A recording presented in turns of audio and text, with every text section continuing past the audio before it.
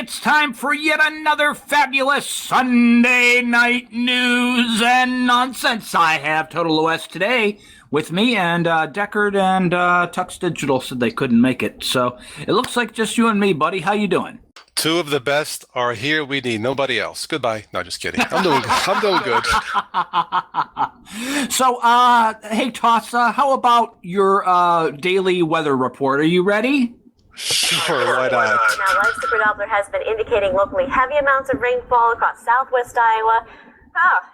Microsoft recommends upgrading to Windows 10. What should I do? It's 11 that pops up, huh? And this actually trips her up a little bit, too. Across southwest Iowa, and we will be keeping track of that as the morning goes along here, too. So, what's going on with my clicker now? Okay, the winds have been very gusty overnight as well. It's the Windows 10, right? That's what people are going to say. Don't do it. Did you hear her? She said, don't do it. Don't do it, Toss. Give me your phone number. So nobody is immune from the Microsoft Windows 10 upgrades that they're just pushing and cramming down people's throats. And the thing that's really ticking people off now is that Windows 10 will no longer let you Google search from Cortana. That's right. Windows 10 is locking Cortana down. And what's really funny is, Toss, I did some digging around, and it turns out that people have already come up with a way to counter that, and Microsoft is on top of it. So there's a counter to the counter thing, and it's only good for, like, the session. So it's like there's this hack you can use to force Cortana to use, to counter what Microsoft's doing, but it's only good for the session, and it's all these long procedures. Oh, it's terrible, Toss. Well, I broke up with that biatch a long time ago, but no. Hey, language. Oh, I'm sorry. You said biatch, didn't you? Yes. Well, look, I like Cortana with the Master Chief, in the Halo games, and I think I'll just keep her there. Thank you. Oh, okay. All right. Yeah. So at any rate, yeah. So yeah, that looks like they're. It's like the harder they tighten their grip, the more and more code slips through their fingers, and these clever little people out there are coming out with ways to fight the software tyrant, huh? What you got, Toss? It appears that the city of Vicenza, Italy, is going to choose Zorin OS for their city servers, starting, I guess, this month. Isn't that good news? They're dumping, I guess, the other operating system to go with something like this. I think it's awesome. That is very interesting that they're coming up with this. Yeah. My only thing with Zorin OS, and I mean, I'm not trying to take anything away from what they're doing, because when I was new to Linux, I tried Zorin OS, and it just that I felt I kind of outgrew it a little bit too quickly. It did bring some neat features to the table, though. They had like the animated wallpaper. That is, if you had the Ultimate Edition, and it was really cool because I could have a look at how they were using Zenity. Zenity is the graphical user interface program. I guess it would make a GUI for some of their in-house things that they had, such as the screensaver, the animated wallpapers and the look changers and stuff like that. And it gave you a chance to look at how they were using Zenity to make all of that work. And it was just a series of little scripts and stuff. And so it was a great distribution for me to learn off of. It just that I felt, I wanted to move on to something a little bit more powerful. But hey, if people are adopting Zorin OS, that's fantastic. And I know it's a college student over in Ireland. Ardian Zorn is his name, I believe. Yeah. And he's paying his way through college with that distribution. So hey, if he, he's already influencing some countries to use his OS. That's a wonderful piece of work there. Yeah, absolutely. They're putting that, and I'm reading this real quick here. They're putting the operating system to replace Windows in 700 workstations serving 895 employees in Italy. I think that's awesome. I think they're also switching to the iPhone because one Italian guy says, "Hey, I need a new iPhone. Now, come on." All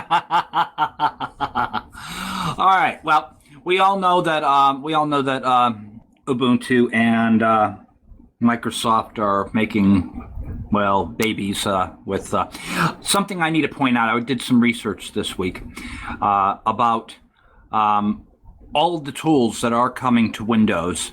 But, folks, it is not Linux that is coming to Windows. It is actually GNU software. Okay?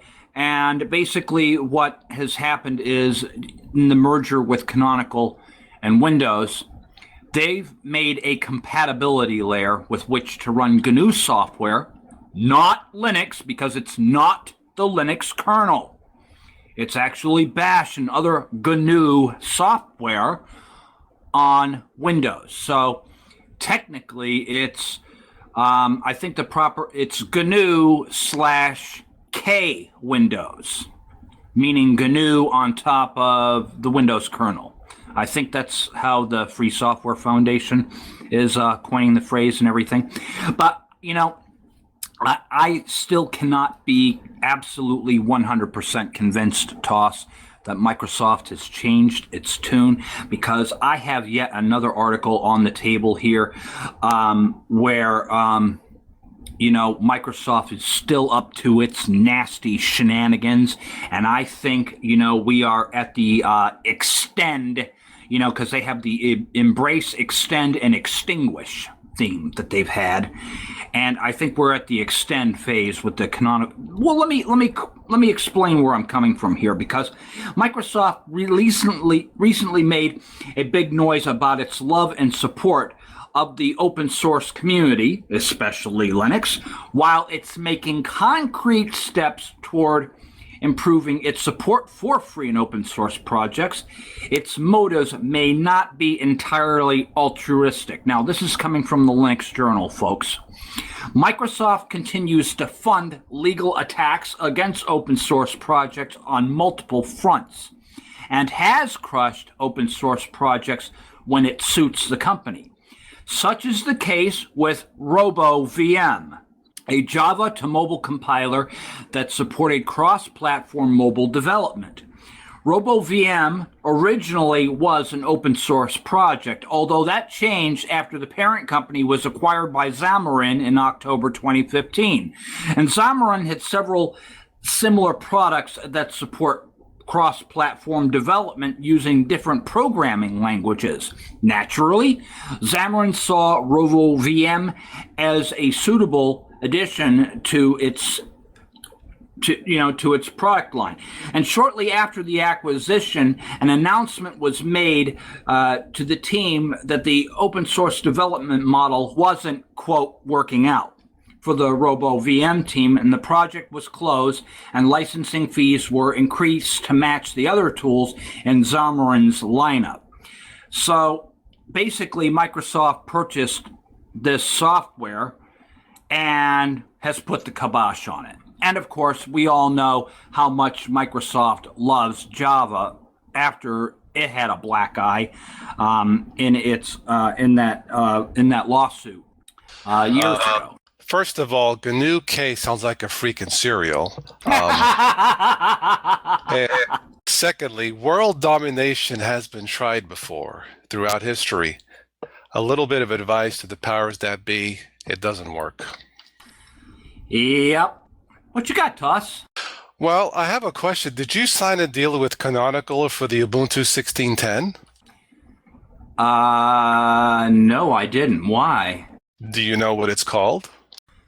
Oh gosh, you know what, Toss? I know what it's called. I don't know if well, the thing is, it's based off of this. Let's throw some hints out there and let some of you guys think about this.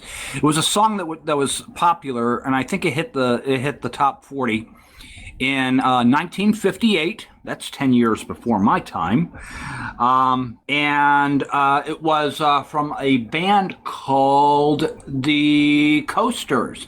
Now, whoever owns the intellectual property rights for that music may have some issues with Canonical. Go ahead and tell us what it is, Toss. Of all the things, it's called Yakety Yak. Yakety Yak! Don't talk back. I figured you'd like that.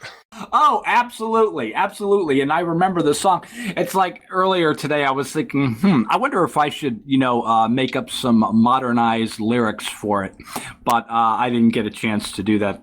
But yeah, because you guys really don't want to hear me singing anyway. But yep, that's what they're calling it, yakety yak. But hey, you never know. Maybe Microsoft owns the rights to all the Coasters albums now, so maybe that could be a benefit of the Ubuntu Microsoft merger, that they can get away with using that Why without not? having to pay up any royalties, right? Exactly. What do I know anyway, right? Exactly. Okay. All right. Well, it appears, Toss, that Linux Graybeards release beta of System D free Debian fork. Dwovan Jesse Beta's debut in the name of init freedom. Now, you know what, Toss? It's cool that we have something like this, but what? System D works. And I even did a demonstration of that this week when I did a net install of Manjaro. Okay, and basically I just installed a display manager. That's a login screen. And I just ran a simple command to system control, and it activated it, and boom. With other init systems, sometimes it can be a little bit more complicated to set up some things. But the effort to create a System D free Debian fork has borne fruit, with a beta release of Dwovan Jesse appearing in the wild. Dwovan came into being after a rebellion by a self-described veteran Unix admin collective argued that Debian has betrayed its roots and was becoming too desktop oriented. Now, something I have to note, though, System D was, and in my research this week, I noticed that System D was created by members of the Red Hat team.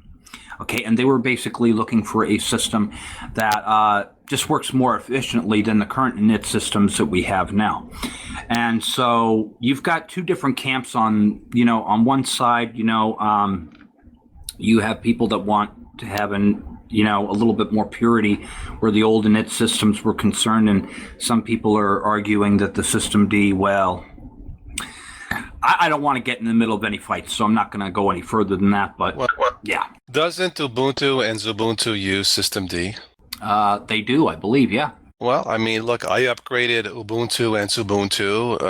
I didn't have any issues with the upgrade. We talked about this briefly in my Xubuntu 1604, and in the AMD drivers not being fully available, have this minor glitch where the screen goes blank for a couple seconds and then comes back. But in terms of the core operating system, it seems fine, and that's how I see it. So, okay.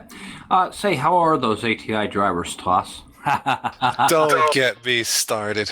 Guys, before the show started, I've been trying to talk Toss into giving Manjaro a try, because I did give it a #1 slot in my favorite distributions for beginners, and I actually challenged Toss. I says, Toss, I'm challenging you to give it a 1 month run, use Manjaro for a month, and then let me know in about a month's time what you really think of it from a beginner standpoint. Do you think this is something that somebody who's relatively new to Linux could actually pick up and use on a day-to-day basis? So I challenge Toss that. I hope you will actually consider doing it, because Manjaro isn't that bad of a distribution at all, and a lot of the commands that you put into the terminal and that sort of thing are really not that hard.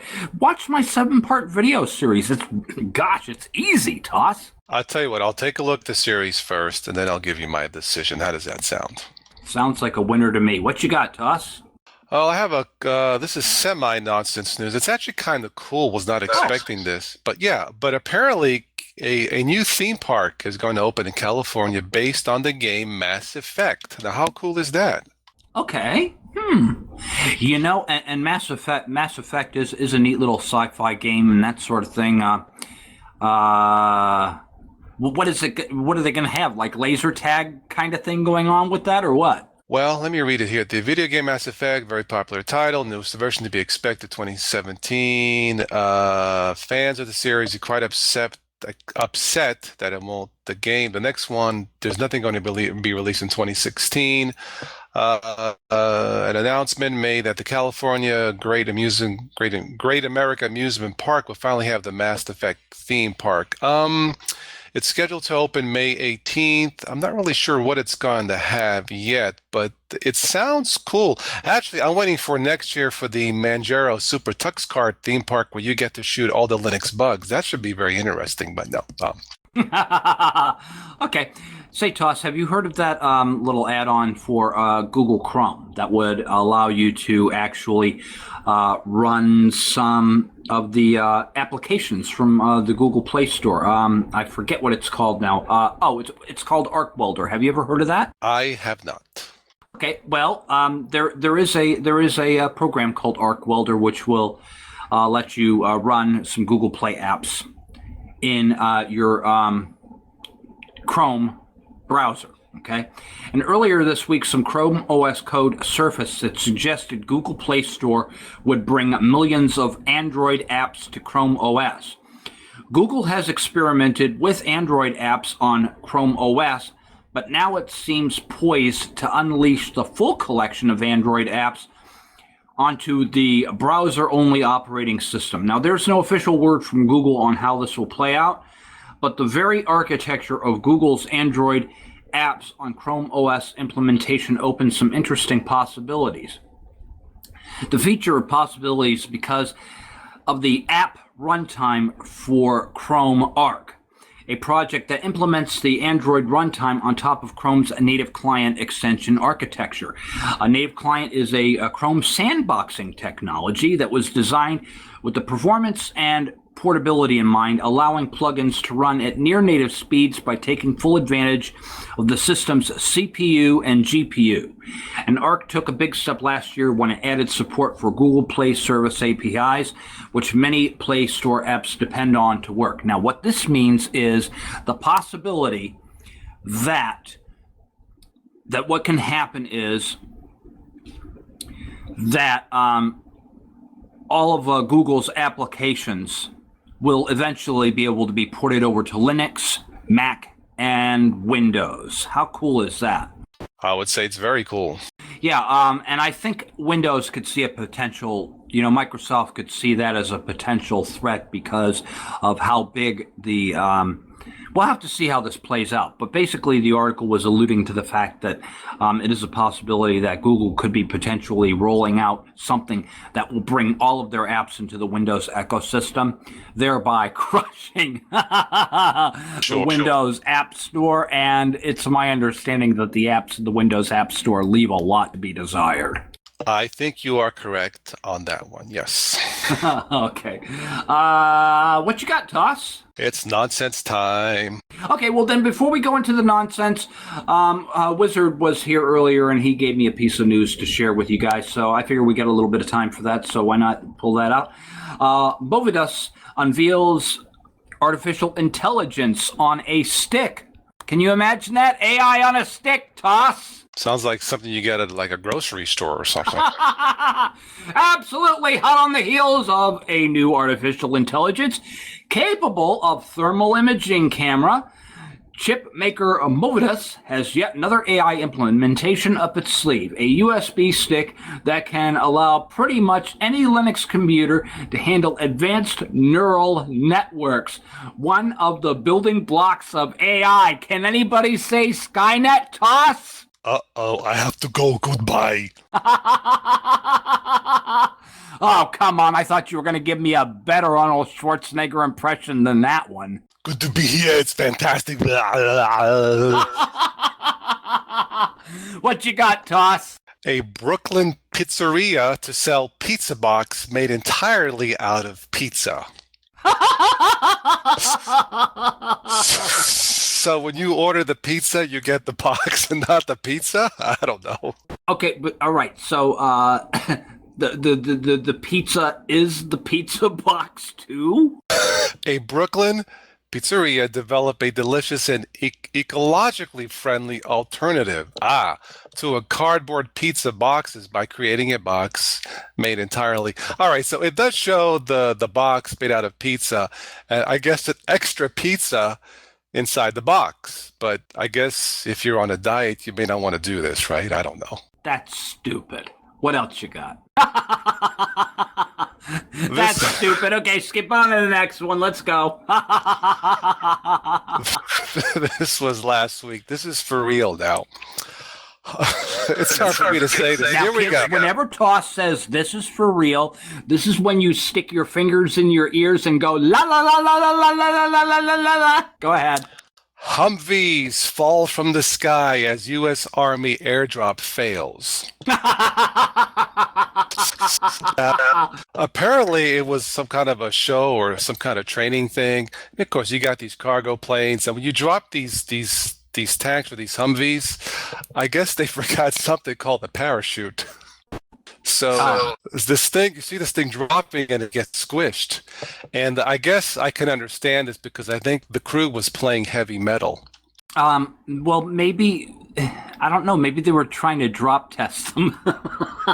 Yeah, sure, that makes sense. Let me just knock it out of your pay, Sergeant. Yeah. Well, yeah. Well, I mean, Western Digital, when they made their shock-free hard drives, they used to drop test them. Maybe the Army was drop testing Humvees. This was a freaking Humvee, not a piece of rubber. Come on. Oh, goodness. I wish I wore my boots because it's getting deep, Toss. Hey, I just report the news. Don't shoot the messenger, okay? All right, what else you got? That's it for this week. That's all I got. Okay, get the hell off my Skype, and I'll see you next week. Say goodnight, Spatry. Nah.